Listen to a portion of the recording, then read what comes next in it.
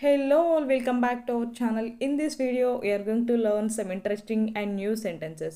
Guys, ఈ 5 sentences ఇంగ్లీష్లో ఎలా చెప్పాలో మనం ఈ వీడియో ద్వారా తెలుసుకుందాం. స్కిప్ చేయకుండా వీడియోని స్టార్టింగ్ నుంచి ఎండ్ వరకు చూడటానికి అయితే ట్రై చేయండి. Okay, let's get it to the video. I asked 2 questions in the previous video and what answers ఏంటో మనం ఈ వీడియో ద్వారా తెలుసుకుందాం. ఫస్ట్ వన్ ఈజ్ మర్రి చెట్టుని ఇంగ్లీష్లో బనియన్ ట్రీ అని చెప్పొచ్చు. అండ్ సెకండ్ వన్ ఈజ్ పేడ. పేడని ఇంగ్లీష్లో డంగ్ అని అయితే మనం పిలవచ్చు. అదేవిధంగా వితౌట్ ఎనీ ఫర్దర్ అడు let's get in to the video. ముందుగా వీడియోలోకి వెళ్ళే ముందు నేను అడిగిన క్వశ్చన్స్ కానీ ఇలా ఆన్సర్స్ చేస్తూ ఉండండి. దీని ద్వారా మీరు చాలా ఇంగ్లీష్ అంటే మీ వొకాబులరీ అండ్ సెంటెన్సెస్ కూడా చాలా ఇంప్రూవ్ అవుతుంది. ఓకే, ఫస్ట్ వన్ ఈజ్ చెప్పినప్పుడు చెయ్యి. మనం చాలా సందర్భాల్లో ఏదైనా పని సరిగా చేయకపోతే అప్పుడు అంటాం కదా, చెప్పినప్పుడు చేయి ఫాస్ట్. దీన్ని ఇంగ్లీష్లో డూ వెన్ ఐ సెడ్.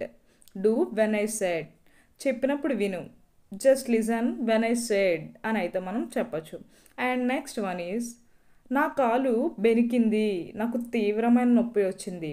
మనం చాలా సందర్భాల్లో యూజ్ చేస్తాం కదా, నా కాళ్ళు బెనికింది, నొప్పి వస్తుందని, ఇలాంటి వాటిని.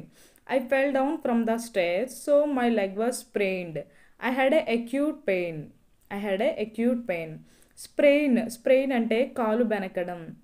అక్యూట్ పెయిన్ అంటే తీవ్రమైన నొప్పి అని అయితే మనం చెప్పొచ్చు.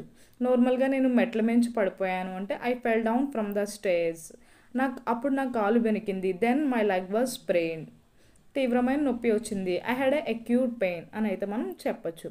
అండ్ నెక్స్ట్ వన్ ఈజ్ మనం ఉదయాన్నే బయలుదేరాలి. మనం చాలా సందర్భాల్లో తరచూ వింటూనే ఉంటాం. ఏదైనా ప్రయాణం చేస్తున్నప్పుడు కానీ లేదా ఏదైనా పూజ ఉన్నప్పుడు మనం ఉదయాన్నే బయలుదేరాలి అని అయితే మనం అంటూ ఉంటాం కదా. దీన్ని ఇంగ్లీష్లో we have to leave early in the morning. We have to leave early in the morning అని అయితే మనం చెప్పొచ్చు. అండ్ నెక్స్ట్ వన్ ఈజ్ నువ్వు ప్రధానికి మొహం మార్చుకోకు అని మనం చాలా సందర్భాల్లో చిన్నపిల్లలకి ఎవరైనా కోపంగా ఉండి మొహం మార్చుకుంటూ ఉంటారు, ప్రధానికి చిరాకు వస్తుంది అలాంటప్పుడు. అలాంటి వాటిని ఇంగ్లీష్లో నువ్వు ప్రధానికి మొహం మార్చుకోకు అని చెప్పాలంటే you don't change colour for everything. You don't change colour for everything. Change colour అంటే మొహం మార్చుకోవడం. నువ్వు ప్రధానికి గొడవ పెట్టుకోకు అని చెప్పాలి అంటే you always don't pick up quarrel with for everything. You don't pick up quarrel for everything అని అయితే మనం చెప్పొచ్చు. అండ్ నెక్స్ట్ వన్ ఈజ్ నా మొబైల్ డేటా అయిపోయింది అంటే నా నెట్ అయిపోయింది అని చెప్తాను. ఈరోజు నా డేటా అయిపోయింది అని అంటాం కదా. దీనిని ఇంగ్లీష్లో I ran out of my mobile data. I ran out of my mobile data అని చెప్పొచ్చు. దీన్నే మరోలో కూడా చెప్పొచ్చు. I have run out of my mobile data. I have run out of my mobile data అని కూడా చెప్పొచ్చు. Okay guys, let's see what questions will be in this video. And okay, first one is arupulu and second one is gusagusalu. If you know the answers of these 2 questions, just do let me know in the comment section guys. And if you don't know the answers, please try to find out the answers guys.